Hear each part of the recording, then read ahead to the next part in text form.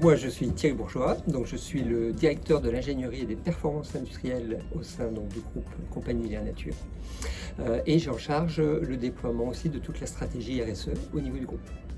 Alors la structure, donc Compagnie Léa Nature, donc c'est un groupe qui va fêter donc ses 30 ans et qui est spécialisé, donc c'est le premier fabricant de produits alimentaires et cosmétiques bio français.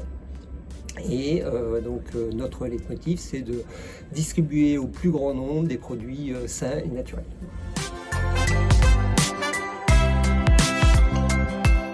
Alors, très simple, hein. Déjà, s'inscrire dans une démarche territoriale.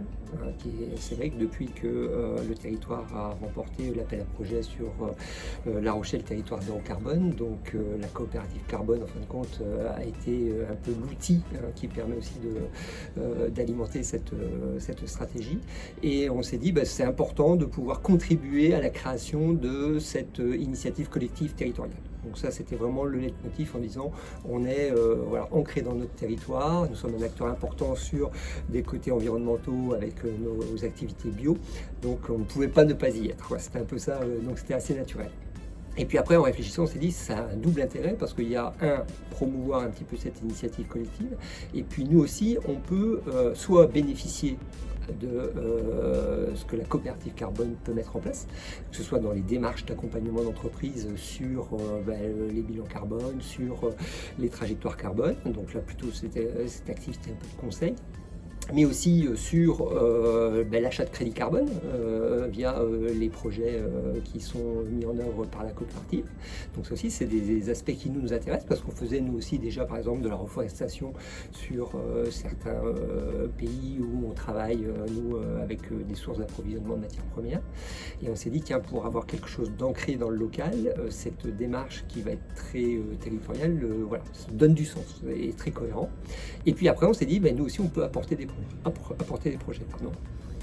Par exemple, dans notre activité, tout ce qui impacte le carbone, on sait que l'ensemble des emballages, c'est un vrai souci pour l'avenir. Comment est-ce qu'on va traiter ces emballages demain? Comment on va créer les nouvelles filières de recyclage? Et donc on peut collectivement là aussi apporter des idées ou des sujets pour demain trouver des leviers d'amélioration carbone.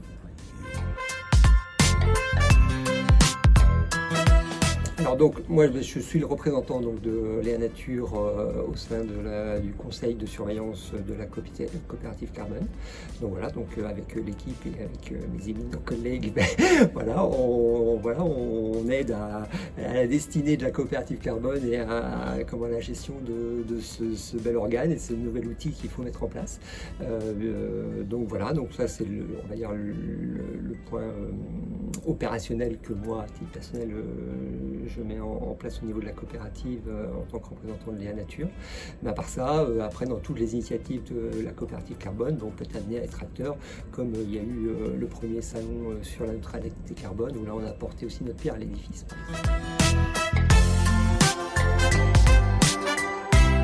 Donc nous, clairement, c'est ensemble, on s'aime.